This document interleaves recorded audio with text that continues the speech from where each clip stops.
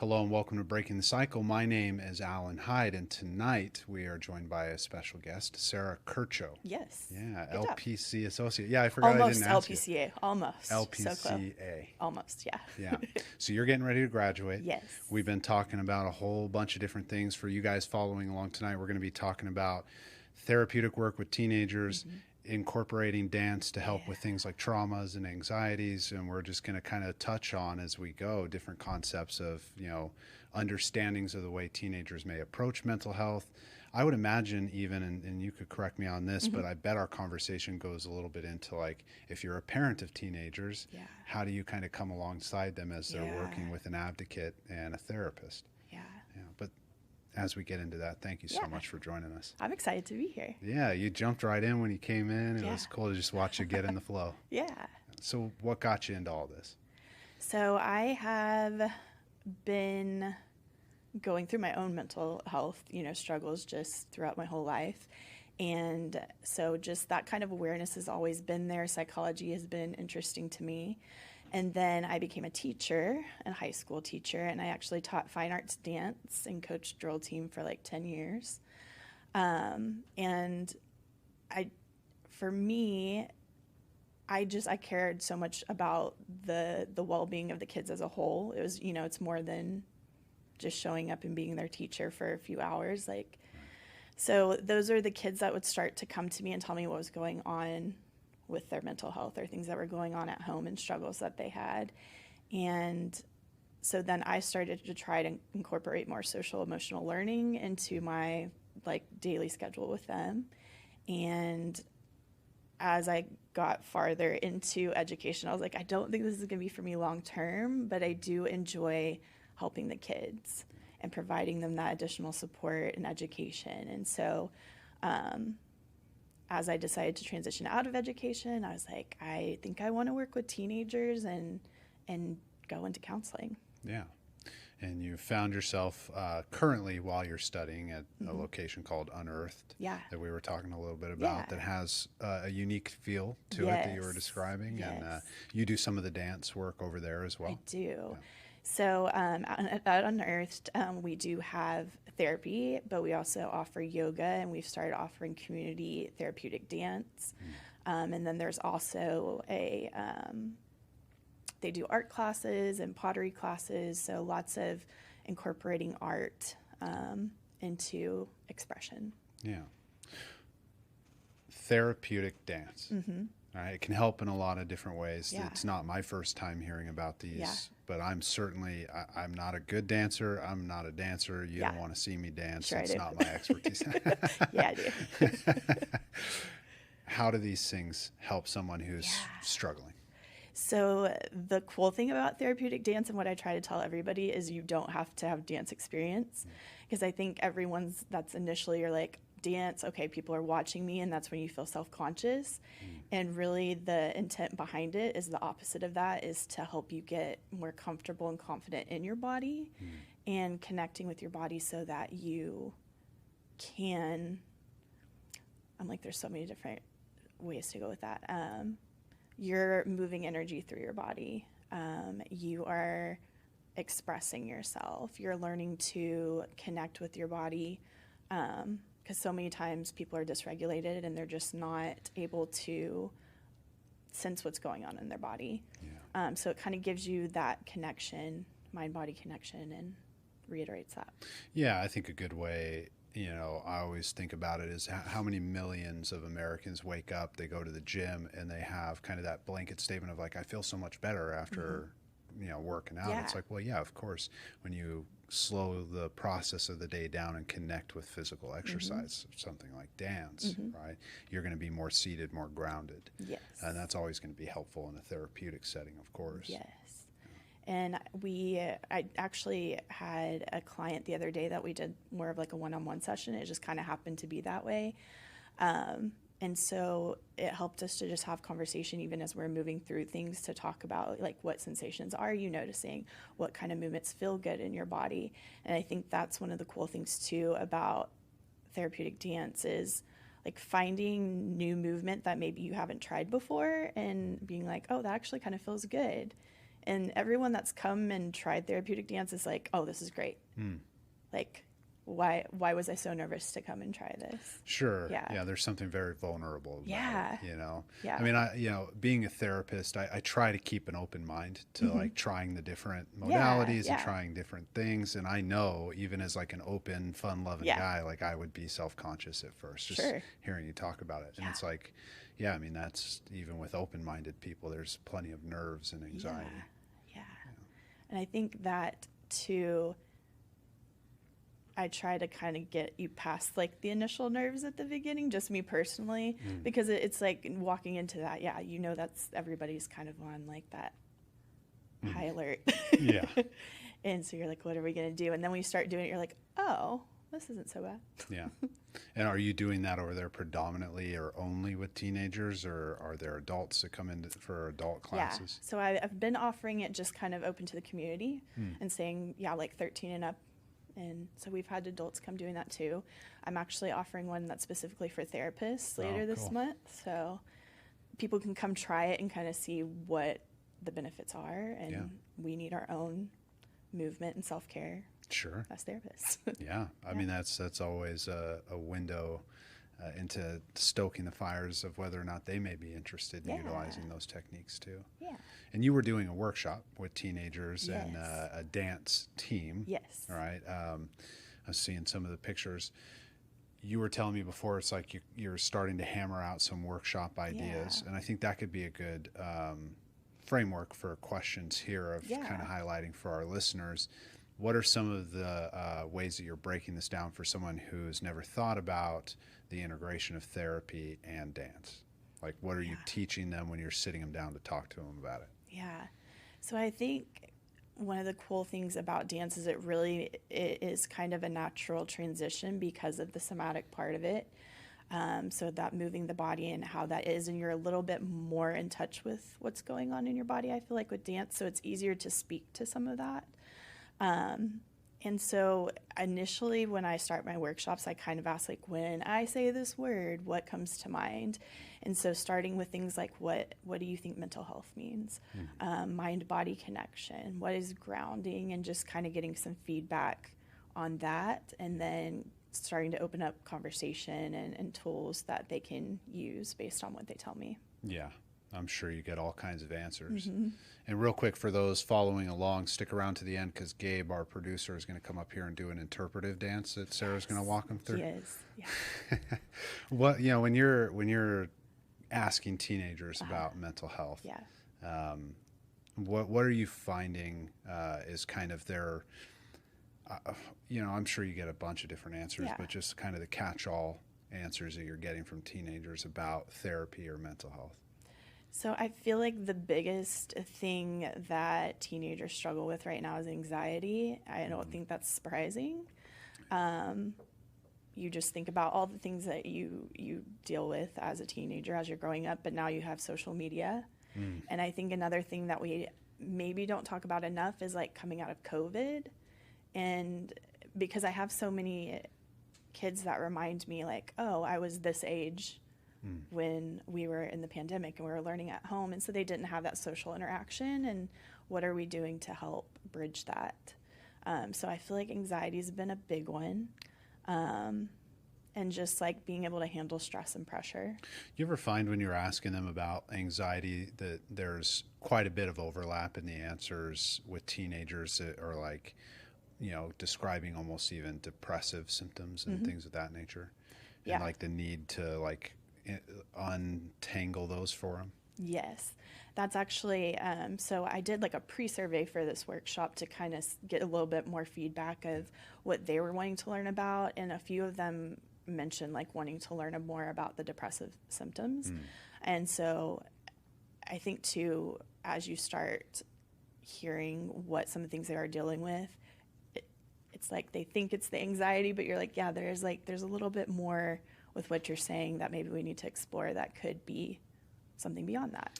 Yeah, especially because those two symptom clusters tend to play with each other in the sandbox pretty often, especially in the teenage years. Yes. I thought it was really important that you mentioned, because we talk about it a lot here too, is like the social media aspects. I mean, for some teenagers that I know, like grew up Yeah. with, it's like that would have been a nightmare for them if social Yes. media existed back then. Yes. Yeah. I'm like, we we were just kind of diving into that in a way when we were growing up. I'm like, there's no way if we had that. Yeah. I can't even imagine. Yeah, I'm very glad that on my Snickers bar Nokia phone that I had when I was in middle school, that all it had was like Snake and Tetris. Yes. Yeah. Yes. Yeah. They're probably what Snake. Yeah. But that was right at the time. Remember razors, Yes. those cell phones? That's right Yes. when the flip phone was Yes. becoming a thing, and then Yep. pictures started to become a problem. And Yes. Yes. yeah, it is progressed for these teenagers out Very here. much. And I'm finding, I'm sure you see this too. It's like it is far before they're teenagers that they're subjected to the things that maybe you and I weren't subjected to until like the end of high school. Oh, definitely. I'm seeing that with like 8, 9-year-olds, Yes. even sometimes 5-year-olds. Yeah, they have access. Yeah. I mean, they have access to everything, whether you're monitoring it or not. Yeah. You know, because you can't honestly have control over your kids at all times. And so they might be with friends, and that friend has access to a phone, and then they're exposed to something earlier than they wouldn't normally be. Yeah, I saw this video, and I would butcher it, so I'm not even going to try to explain it too in depth, but like kids utilizing Google Sheets to get around the parental controls to find things on the internet that their parents have blocked. And it's just like, if you think that you're blocking things from your kids, Oh, the no. best way to block it is don't give them a screen. They won't do schoolwork, but man, they are so smart trying to get they're around stuff when it brilliant. has to do with social media and phones. And yeah, Yeah. it's actually impressive. It is. I mean, they're definitely, they grew up with it. Yep. You know, it's the same way they would probably look at some of our wired telephones and cassette tapes and stuff and Yeah. not know how to use it. Yep. Right? We grew up with it. Yep. Yeah. Yeah. But anxiety in teenagers and sprinting past the conversation of COVID, I imagine a lot of schools are trying to put that behind them. And I'm sure you saw that the other day of like just kind of holding things together, right? And getting back into the flow after COVID. We're in a unique time for young kids growing up in the mental health. And I've noticed this, and I'm curious if you see it too, is it's almost like these younger generations present themselves as more mature, which is maybe why the discussions of mental health have moved forward, because our generations, right, are like, hey, we're ready to talk about these things. Yeah. I think they're seeing that. Yes. Do you think that's a factor in like just kind of like they're being matured a little bit quicker because they can see what we're up to? Yeah, I feel like this generation is also just more open to trying new things and being more, I'm like, for lack of a better word, just like open to talking more. Like it might take a little bit to get there, but I feel like they're open to trying things, and like I feel like they're more with self-care, and it's just sometimes, I think we were talking about this a little bit before, is just the like the vocabulary and the meaning behind some of the words. So sometimes then when you ask them like what is self-care, it might not be what you or I would consider. Yeah. But yeah, I think now that our generation's starting to do the work, they're seeing that it has benefits. And so now they're like, oh, well, let's step into that. Yeah. Yeah, well, you know, when you're growing up in an environment where everybody's kind of getting beat up by the corporate world, but then finds their way through that by taking care of themselves mentally, physically, emotionally, spiritually, that's enticing. You know, and I feel like that's that younger generation's hook into adulthood, where ours was a generation of parents that really did prioritize the, 2.5 kids, white picket fence, corporate life, work at a place for 60 years, get a Rolex and retire. Yeah.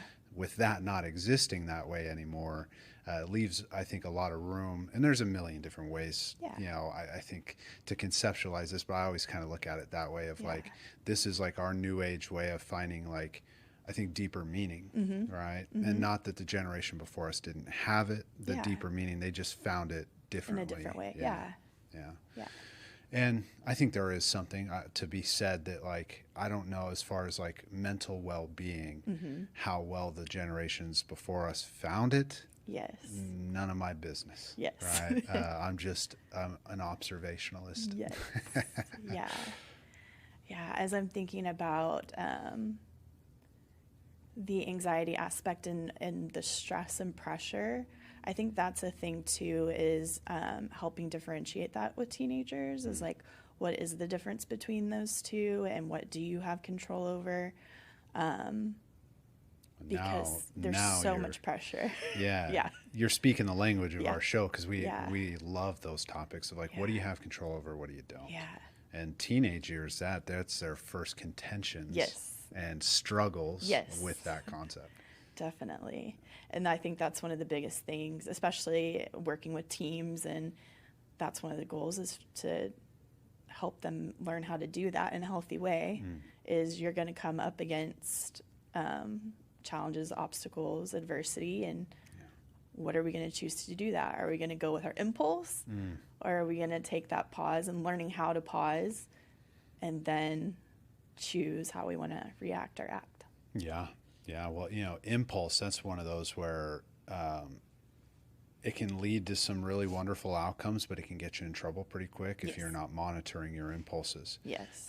And this is where one of the questions that popped up in my mind, as you just observe and working with teenagers and doing some of the work to get them seated in their body and more grounded, do you think there's a line where it's like, being open-minded is great, right? But a line in which, if not monitored, this can start to become a problem, right, for an individual or the way that they interact in their communities? Can you rephrase like the second half of that? Of like, So like, being open-minded and then not understanding the concepts and getting themselves like in interpersonal relationship problems by utilizing terms they don't understand. I mean, adults do that a lot, but I don't work as much with teenagers, but I'm sure it's happening. Yeah. I think that,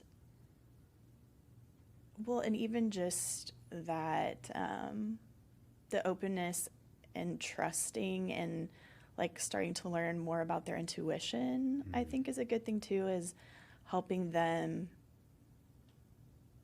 know like who should I be talking to, who should I be trusting, who should I be doing these things, and then where are they learning some of the vocabulary, like you said, like where is that coming from? Do we really know what we're truly saying? And so like an example of that, I feel like when we talk about things with being triggered, like triggered's a word that comes up that's a lot. That's a perfect example. And so it's like, okay, well, let's really talk about that, which is one of the things we were talking about in the workshop the other day is, okay, so when you're triggered, like, let's go through like our fight, flight, freeze, fawn. What are things that make you want to fight or get you defensive? Or what do you notice that? What are things that you do that make you want to just get out of there?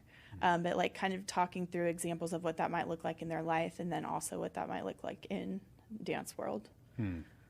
I know that probably was nothing of an answer to your original question. I think but my mind just went to that. Yeah, I think it's exactly what I'm getting at. The word triggered is a good example where you're going to hear it used abundantly on the internet, but you're not going to hear it used in its proper sense of the definition. And that can get people in trouble interpersonally. And I think almost if we just kind of put it from the standpoint of like, eventually you're just going to annoy people. Yeah. And teenagers are already professionals at doing that. Yeah. Yeah. Okay. I'm with you now. It's like, oh, she's so triggered right now. Or I'm triggered by that as opposed to like, no, what is something that really is activating you or causing that a response, a physical or physiological response. Yeah. Like, are you needing to hold a boundary to not interact with this person anymore? Or is this just that teenage, like, I just am annoyed with them at the moment? Yeah. I think of it from the standpoint as well of like, it's such a pivotal time to learn about yourself. Yes. And you were touching on this before we started the conversation. These teenage years are where you think you know everything, you really don't know anything, and then you get into adulthood and realize that the more you can admit that you don't know, the better off you're going to be. Yes. And teenagers, they haven't moved into any of those places yet. Yeah. And I'm sure you are on the front lines with that when you're trying to get them in their body and dancing Yeah. around, where they think they know what's best is to not embarrass themselves. Yes. But really, it's that embarrassment that we need to maybe shake out of them a little bit by Yeah. dancing around. Yeah. I think that's something, actually I had a conversation with someone the other day about this, is I feel like so often tell teenagers, like, you shouldn't care what anyone else thinks about you. You shouldn't care what anybody else thinks about you. It only matters how you feel about yourself. And I was like, that is such like black and white thinking and so rigid, because developmentally, like, they should care what's going on with their peers. And so they should be a little bit aware, because they're figuring out, like you said, their identity and who they are. And so like some of that is moving through that. That should be normal and natural. And I think it's allowing them to do that. And then, moving through that. So I think for me personally, when I'm working with teens, I'm like, yeah, you might feel kind of silly right now. It's okay. So like, let's move through that. And it's the just kind of giving them the space. Right. I'm thinking in my mind, let's say you're not working with a dance team and you just you get the chance to work with a group of high schoolers and someone doesn't want to do it. Right. And we know, obviously, with therapeutic settings, like we're not going to force, and that's not what we're here to do. But let's say then they won't leave. All right. How would we call attention as therapists to that process to invite them at least into the room? While everybody else is willing to be vulnerable, and you've got a teenager who is maybe sitting, we don't know if they're sitting in judgment, right? Or they're just sitting in shame. How do you go about that? That's such a good one. It's a tough one. I think that's too something that usually kind of just setting the expectation of like safety at the beginning of the session anyway. And like, what are those expectations? Like if anything is coming across as judgmental, like that's not going to be something that's welcome in the space. But I think that it's also giving them permission to, if you don't want to move, you can still listen and you can still observe and you can still benefit from what we're doing. Because I think sometimes just like the internal awareness can be beneficial. Like even if you're not actively moving through it. And so that then it's like, I feel like for some kids it's like, okay, then once they watched it, like maybe they'd be more inclined to like try something next time. Because it can just be uncomfortable not knowing what to expect. And I think about like maybe a teenager that has some more tragic background with maybe physical or verbal traumas in those realms. And working in treatment years ago, we used to do some experiential work where we'd do some movement and stretching and different things like that, just experiential work. And if it was ever in a group, we'd ease them in and we'd start with their eyes closed. We'd always give the invitation like, hey, if you're like really uncomfortable, I'm also a dude. It's like we're giving you the invitation to get out of the room now.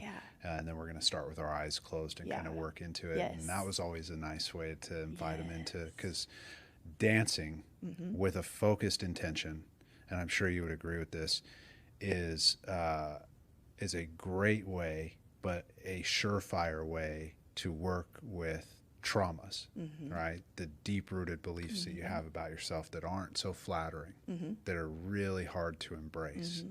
You start moving around and now it feels like the world is looking at you. I think what you were saying too is a good thing. And a lot of times it is that, closing your eyes, softening your gaze, like whatever feels comfortable and safe for you. I'm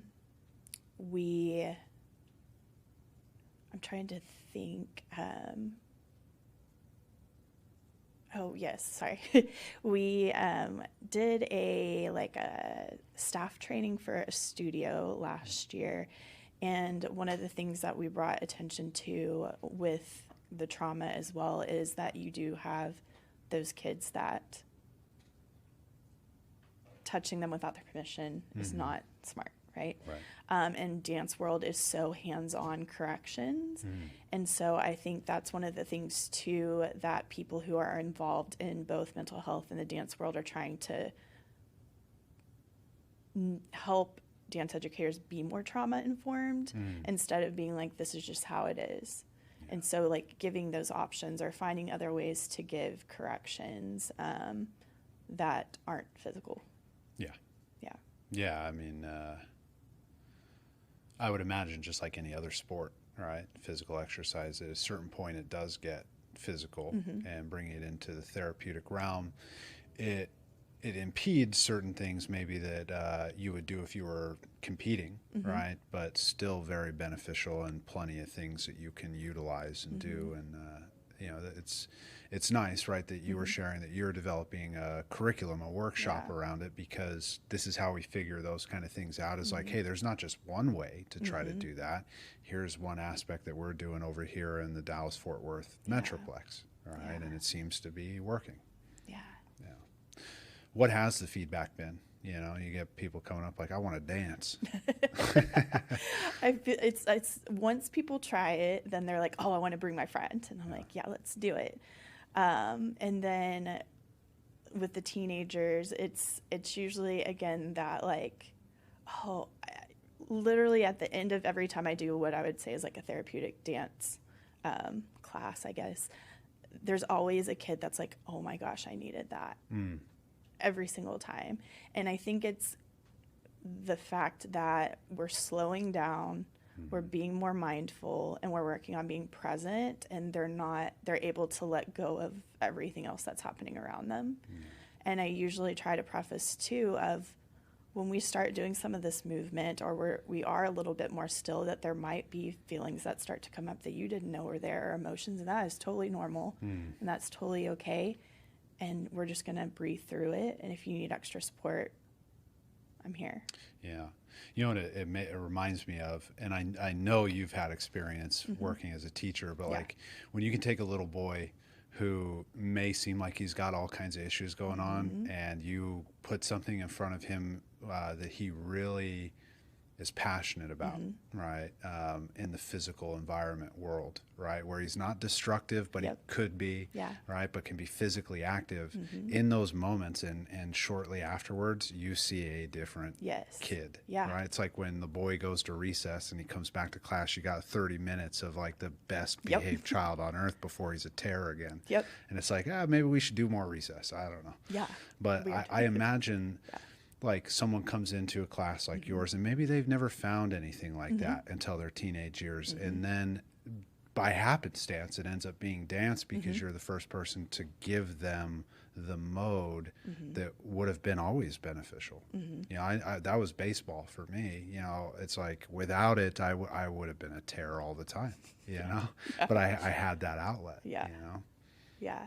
I think too, which it's obvious, but it's still worth saying, is it's also like the coaches and teachers and what that therapeutic relationship is like,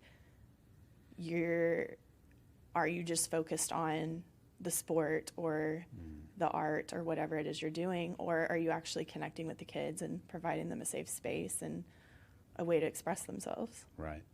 Yeah, those are those conversations of like, this coach or this teacher changed my life.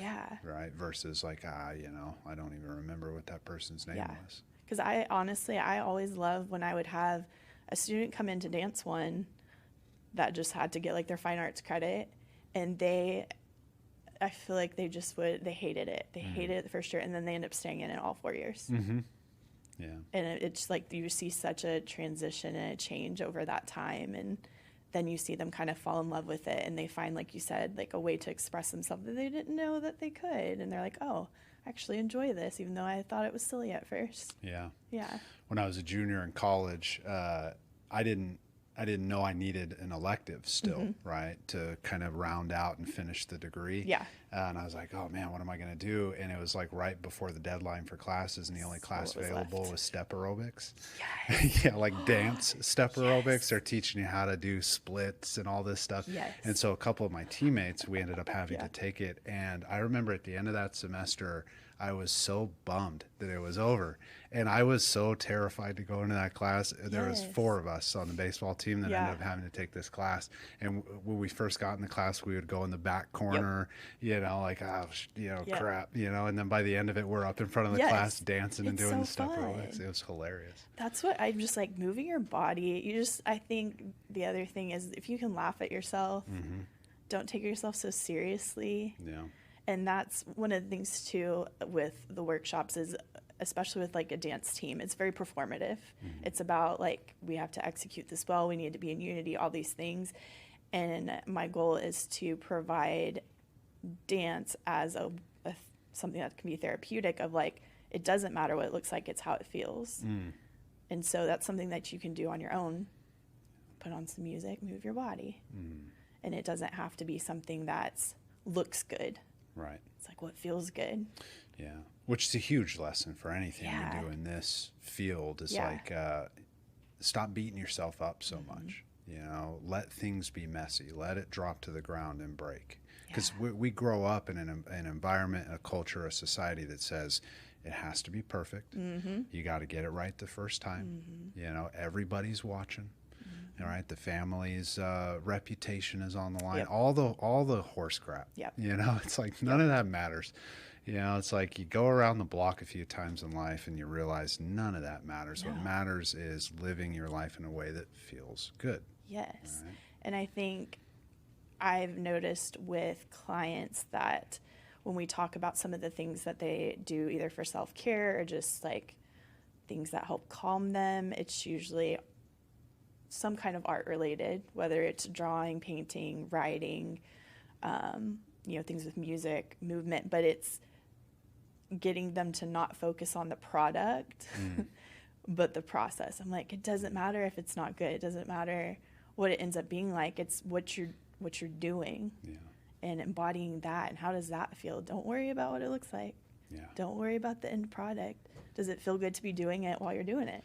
Yeah, or else you're going to go nowhere with it anyway. Yeah. I have this one dude on my caseload. He's an LA guy, right?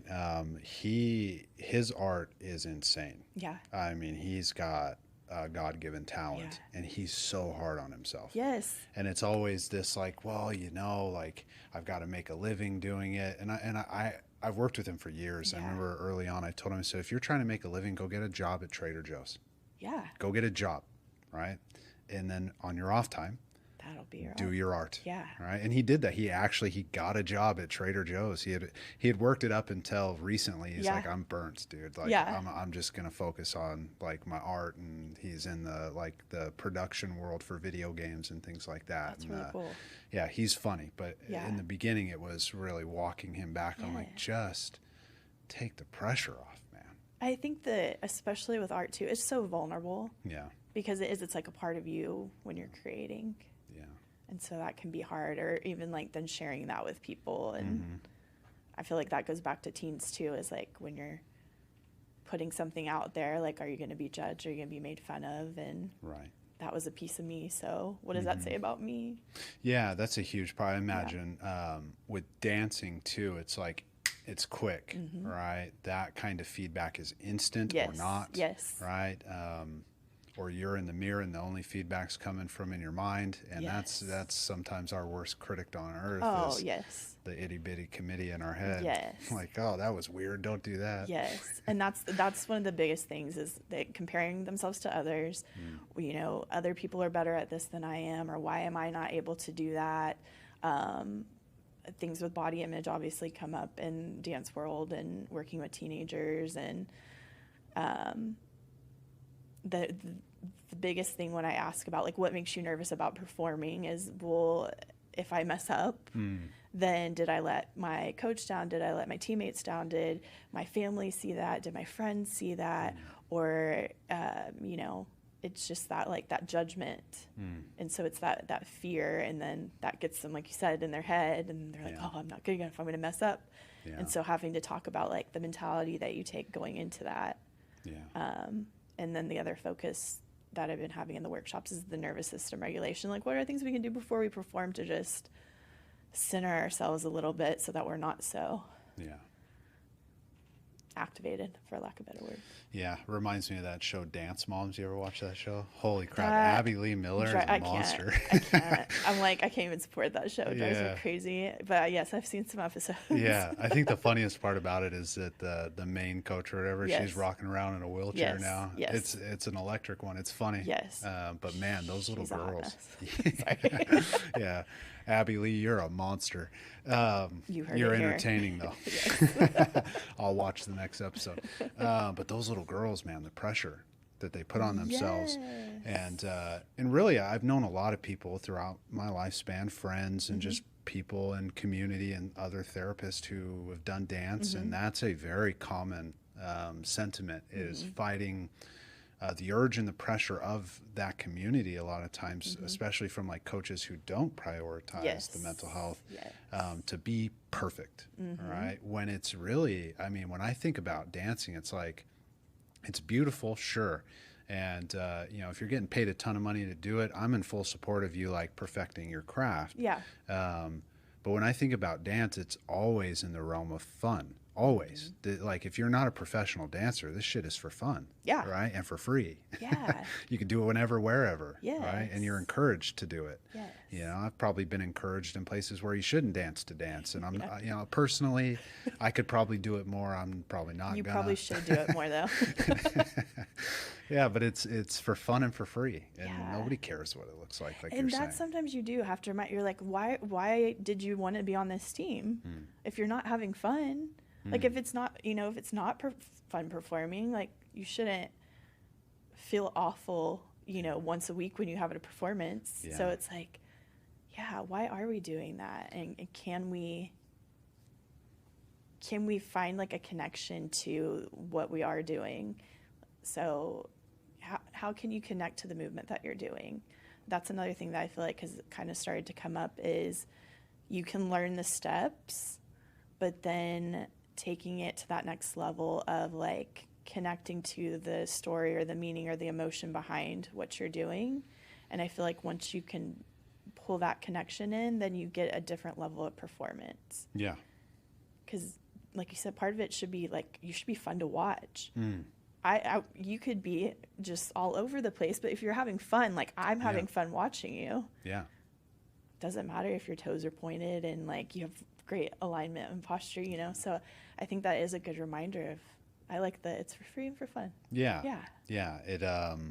It becomes at that point less about, even if it is an entertainment thing you're going to watch, it becomes less about the show and more about like, hey, look at this guy just having a great time. Yes. You know, I've had a lot of those experiences. Like, you know, you'll go to something for free in the community and it's like, you know, I mean, not the best music I've ever heard, but did you see the big old smile on that guy's face? Like he was into it. He was loving it. Yeah, it just made it better. Yeah. Yeah, I want to be around that. Yes. Yeah. And it opens the door too for something that's real important later for these teenagers, how you were talking about like the understanding of like their part in it, what the story is, why you're moving this way, why you're doing some of this stuff. It plants the conversation of the part of it, like when they are beating themselves up of like, why would you come here every week and do this thing that you are feeling bad over? Knowing later on in our work, right, this is that integration of the mental health and sorting out the psychology of it, that's a role that they're playing within their own pain in order to try to master something that they may or may not even like. And the desire for the dance left a long time ago, and that's the tragic part when you see that in a teenager. Yeah. I've seen a lot of like teenage girls when working like in the high school settings back in the day, where in those realms you'd see a lot of that, where the desire for the dance or the performing arts was gone, and what was left was the desire for whatever role they needed to fill for a parent or for a teacher, or just their own drive and desire for acknowledgement. We know what that feels like. I mean, we're human beings. We know what that feels like, but we'd be better off without it. Well, I'm even now thinking back to Dance Moms, but like just how intense that whole environment was. And then, it's like they hit a certain age and they're not going to love it anymore. Yeah. And then they're like, what is my life without dance? And like having to start and figure that out as you're already in like a part of your life where you're just trying to figure out how to human. Yeah. And Yeah. then you're like, I've been doing this my whole life and now I don't love it anymore. And so now what am I good at? This was Right. the thing I was good at. Yeah, it's hard enough when you move on from something like that when it was your passion. Like you had an like You have to grieve it. yeah, you're Yeah. you know, you're already grieving when it's just like I loved this thing and now I'm not doing it, but to then have that part of you that did love it or else you would have never done it, but then you also grew to resent it, right? But you didn't actually resent the thing, you resented the people, Yes. right? So now we're talking about family systems. It gets so interesting in the way where well, I was just excited to sit down and talk to you too, because Yeah. we hadn't had the angle of the Yeah. dance conversation. And it's so important in that realm, Yeah. because like any sport or competition, perfectionism becomes such a big piece of the conversation. And that's always family systems. It's like, Yes. who taught you that? I like briefly touched on that in my workshop the other day where I was like, you might have this perfectionist part that's, you know, being a little bit louder sometimes. And so, yeah, I think that's very, very pertinent. Yeah. I mean, Yeah. you know, it's such a flyby conversation, especially in Yeah. our culture. Like, oh, that's my little perfectionist. Yep. It's like, well, there's where the narrative came from. Hello. Yeah. Because, yeah, no 13-year-old walks around and thinks of themselves as a perfectionist. It was given to them. Yes. Right. Yes. Do you do debriefs like after you do some of the, like, let's say they come to Unearthed, right? Okay. And they do the dance session. Do you take any of those individuals like right into individual therapies or debriefs, or how does that kind of look? So with the community offerings, so like anybody can come with those, I say, you know, I would maybe journal if things came up for you, or just to be like, how was I feeling after this? And if you do have a therapist, like maybe that's some stuff that you want to explore, things that came up. But I did have a client the other day, a teenage client actually, and so we did like a one-on-one movement session, and then we went right into our normal therapy session. So it was kind of an extended thing. And I think it also showed a little bit of kind of the duality of like, you can see, like you said, a kid who's really thriving, and when we're doing the movement, we're doing all this stuff, and then we transitioned into like just some really deep shit, like, and she was like, oh, I'm sorry, like, you know, now we're being so I'm like, no, this is what this is. And now you kind of feel a little bit more comfortable to open up and talk about some of that. But it was like, I can see how this is helping her, but then we also need that balance of, okay, now let's process some of that. Right. Yeah. Yeah, the movement. This is somatic work. You know, from the jump, hearing you describe it, right? It's like that's exactly how you move through those. You know, whether it's physical traumas or just like deep emotional hurts, right? It's like you move the body, process what that felt like. Where in your body was that seated? What was going on? What were the sensations, right? It's like your body scan, right? And dance is a great way. I mean, really any physical movement. So, you know, some would argue, right, it's like sports are great for that. Where I would argue that dance is probably better is that you can stop and break it down much quicker than you can in, like, let's say a team sport or something where it's a lot of moving parts, but then after the game you can debrief. You know, dance is, I think, a really unique in that way, where you can do a movement, stop, and talk about it if you needed to. There's a million different ways you could go about it, I would presume. And I think another aspect of that is the improvisational part of it, is that making it up on the spot, especially as dancers, that can be really uncomfortable for some people. And so it's like, that can say a lot too if you're one of those people who wants that direction and that structure and tell me what to do. Whereas kind of my goal with therapeutic dance is I can provide you some framework and some guidance and maybe some like guided imagery, but then you're kind of taking that and making it your own. And then if you need to, you can come back and like recenter on me and see what I'm doing. But like trying to get people to not necessarily just follow, but if you need it, it's there. But exploring just like, what does my body want to do? Yeah, that's what I always liked about doing some of like the therapeutic yoga workshops that I've done. It's like, here's the instructor. Right? but here's what my body can do. Yes. No, that's exactly. Yeah. Yes. Yeah. Yeah. And that I've always appreciated that concept is like, I want to be here. I want to try it. I Yes. cannot bend like that. Right. Yeah. Yeah. But that's cool. Like that's, you know, in these settings, like you had stated earlier, it's like, there's no judgment in this place. Right. That's the base start. Yeah. You know? And then letting go of the judgment of yourself. Yeah. That's the hard one, I think. I want to make sure, because I have a question I ask everybody at the end of the show. We'll get to that in a minute, but I want to touch on this one because it popped into my mind, and for some reason I thought it would be important, maybe as like a PSA, if parents are listening to this who have some teenagers who are in the dance world or just like looking for some directions. What are some of the things that you're seeing teenagers coming into these environments are struggling with a lot? I can think of a few, like obviously with like body image type things, maybe even the beginnings of like eating disorder type stuff or addictions. But what are some of the things that parents might want to be on the lookout for and broaching and starting the conversations for support to get them somewhere like unearthed? Yeah, I think a lot of what I'm noticing is parents will approach their kids how they would maybe want to be approached as opposed to what their child needs. And so I think it's good to have conversations where you're asking like, what do you need or how can I support you?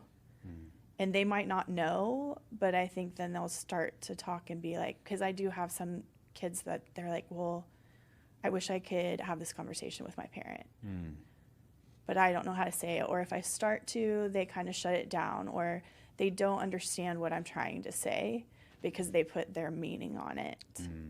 And so I think the more you can actively listen to your teen and what they're needing and trying to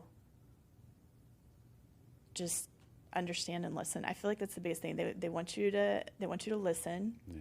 I think that's one of the biggest things. And then you know, they want to feel loved.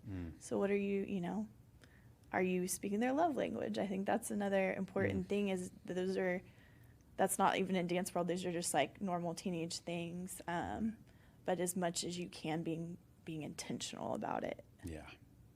Because those are the things that come up a lot. Yeah, and I like that you echo it because it's like you don't even have to be perfect about it. Just try. Just try. Yes. Yeah. And that shows them that you care. Is some of them they want you to check on them. Yeah.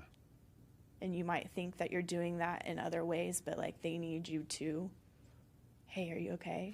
Yeah. Like really actually say the words and not just observe them. Right. Yeah. Yeah, I learned that working with some pretty rough teenage dudes where they would get upset if I couldn't make it to take them to my office to play Uno. They just wanted to be invested in. Yes. They wanted to be seen and heard. And heard. Yeah. Like, cannot emphasize that enough. Right. I had this one rough dude. He had done some shit. Yeah. And he was in his senior year of high school. He's at a continuation school. And if I wasn't on time to walk him around the track so he could just talk about his life and what he wanted to do, he would be so upset. I'd be like 30 seconds late. He'd be like, where were you? And obviously there's stuff attached to that, but like the concept of it is like they are just ready for it.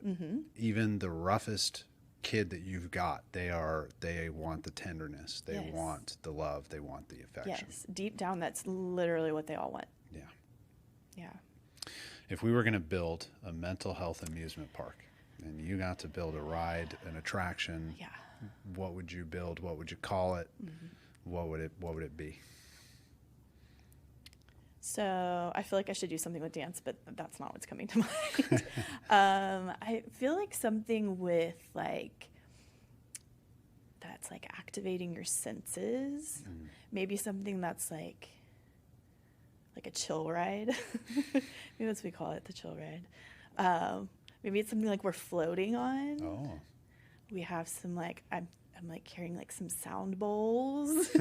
Maybe we have some lighting, some good frequency sounds, but just something that's giving good vibes. Nice. Yeah. I like it. Yeah. Any last words for those who have been following along with us or are going to come to this later and might need to hear some wisdom from you? Oh, wisdom. I feel like it's move your body. I think don't be afraid to try new things, especially therapeutic dance. Man, it can change your life. Yeah. Well, Unearthed over in Keller, Texas. Yeah. We'll have some of that information. Maybe we can get the link and put it Yeah. in the YouTube video. So if you come across this and you want to try it out, Yeah. there's some groups going on that Sara is running. Yeah. Thank you so much for joining us. Thank you so much for having me. Yeah. Ladies and gentlemen, Sara Kercho, LPC-A associate? Yes, I will be very soon. Yes, and she's graduating here in a couple months, so Yep. congratulations. Thank you very much. Yeah. Ladies and gentlemen, we break the cycle here every Friday night at 7 p.m. Central Standard Time. We will see you next week with another guest. Take care. Yeah.